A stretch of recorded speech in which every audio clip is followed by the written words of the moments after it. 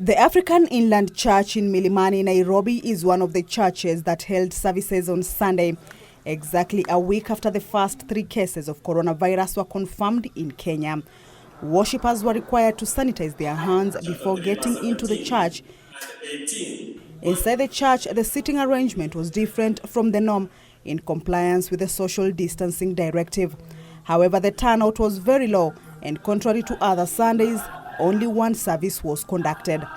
We did ask our members, most of them, those who have children, to stay at home, and those who are not feeling well for any reason, just to stay at home.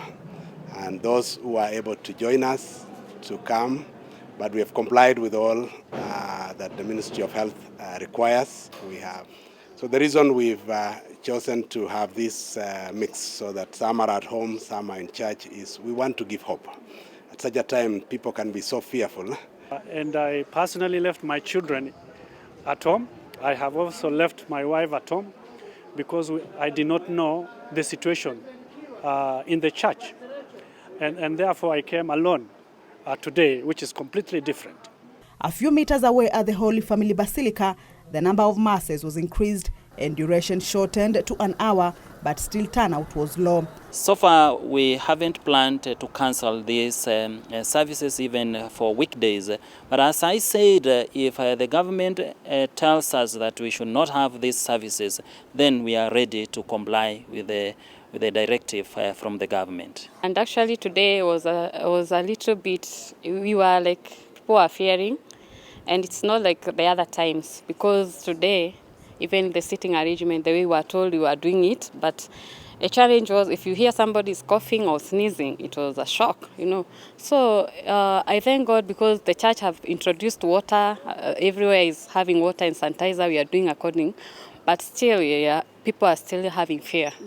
At PCES St. Andrews, more than 8 services were collapsed to one service, which was televised for members to follow from home.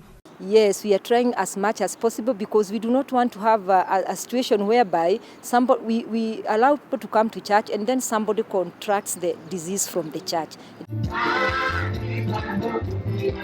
The same script was replicated at places of worship in other counties, where a small number of faithful gathered in prayer to seek divine intervention against COVID-19 disease that is giving nations sleepless nights. And they left. Why we pray is because when we pray, God answers prayer. We don't pray for nothing. We don't pray in vain. When we pray, what we ask God to do, He does it. Tunatumia hizi, tunapigia watu namna hii, wanajiosha mikono yao hivi, kila vizuri, vile tunaonyeshwa mpaka huku katikati ya vidole, na tunasema ya kwamba hata hii coronavirus out katika jina la Yesu. Vizuri tuweze kuosha watu mikono, tukone vizuri tuweze kukeep distance kukaa kwetu, kwa maana kanisa kama hii inaingianga watu 400, lakini leo tumejaribu tukaweka watu 150, watu tumepunguza kabisa. Meanwhile, some of the churches like Christ is the Answer Ministries decided to suspend regular services and provide sermons online. Most churches have also suspended midweek services in a bid to curb the possible spread of coronavirus. Kenyans continue to stay on high alert as churches opt to adopt different measures to ensure that they continue ministering to their congregation. Kamchemenza for Channel 1 News at the Holy Family Basilica Church, Nairobi.